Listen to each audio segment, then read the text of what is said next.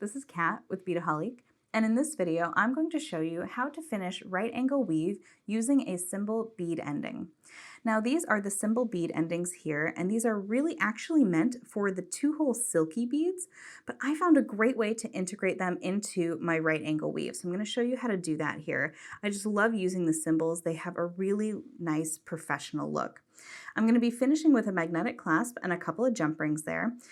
And you're going to need a few extra of your seed beads that you're using for your design here. Now let's take a look at my right angle weave. Now this is a little bit of a modified right angle weave, and we do have a video showing you how to do this. We are using SuperDuo's 4mm Preciosa pearls and those 11/0 Miyuki rounds. So you can see the full video on how to do this. I just wanted to concentrate on showing you an option to finish off with your clasp. All right, so the tools that we're going to need is, of course, I have my beading needle right there, but I'm going to be using a pair of round nose pliers and a pair of chain nose pliers here. Also, be sure to have your scissors or snips or your thread zap handy because we're going to be tying off and finishing our entire piece here. Okay, so if you have your desired length of right angle weave, let's go ahead and we're going to pick up on this side. And as you can see, I am coming out of my last pearl at the very, very end there.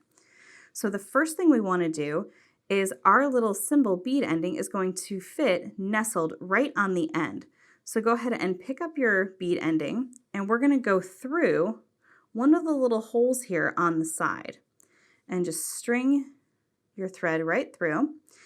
And we want to capture this. So what we're going to do is we are going to pick up one of our little seed beads and let that fall all the way down there. But instead of going back through our seed bead, because that would just undo our work, we are only going to go back through that cymbal bead ending and see if you can sneak your needle all the way through so we can come out the other side of that pearl. So go ahead and pull that through, and you're going to watch our little bead get captured right on the side there. Now, because we're using the gold beads with the gold silky beads, or excuse me, with the gold silky bead endings, you're going to see that it kind of fits really, really nicely into that design. So to go to this side, we're going to do about the same thing. We are going to go through our little hole on our cymbal, come out to the side, go ahead and pick up another seed bead, and we're going to turn our thread around and we're going to go back down through that pearl. Now, because this is our clasp, I always like to reinforce that entire stretch of thread that I just did. So I'm going to try to do it again. So I'm going to go out, and of course we're not going to be adding a bead this time, but you can see that it's getting a little tighter, which is what we want. We want our thread to feel like it's really nice and strong, especially when we are working with little seed beads like this and the clasp portion. So I just went through that little seed bead, and now I'm going to go back down through and see if I can get through that pearl one more time. Now it's getting really nice and thick with some thread, which is good. And come up through, making sure to catch that seed bead. And now go back through just that bead ending and through that pearl. Now, to tie off, what I want to do is I'm actually going to, I'm coming out that pearl, instead of going back out that way, I'm going to go down into my work here and try to go through a few beads. Just kind of move my work to the side there. And I'm going to go around just one more time if I can. There we go. So now I'm coming out that side pearl. And go ahead and take your needle and go underneath that little thread bridge that's right there. And now we're just going to come through, create a little loop, and tie off our thread. Now I like to go through and do that at least one more time. So let's go through another 2 beads there. We went through that seed bead and that little SuperDuo that's next to it. And come behind and tie that off. There we go. And now I'm just going to go through that seed bead. And now my thread's going to be nice and in the center there, so it's not going to be poking out to the side when I come in with my little scissors there and trim that off.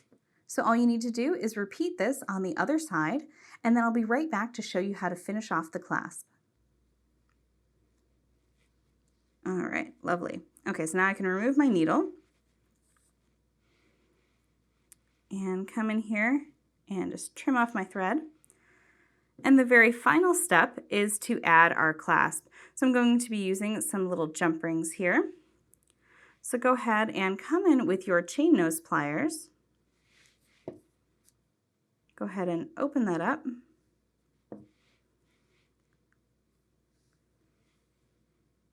Slip on your magnetic clasp and try not to let it get too funky with your pliers there.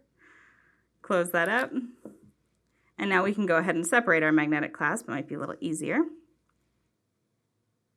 Come in again with the pliers here. Give it a little twist. Slip it on. Attach your magnetic clasp. I'm going to cheat. I'm going to flip it around so it's beneath. There we go. And come in and close that up. All right, so there is a really nice way to finish off your right angle weave. You can see it just adds a little bit of metal to both sides there, so it looks really lovely. And here's how it looks when it is clasped. So again, you can see that it's just a lovely little ending there. If you wanted to extend your right angle weave just by a little bit, you can always add a couple extra jump rings in here if you needed to expand that size once you're done with your weaving and you realize that it's too small. That's one thing that you could do.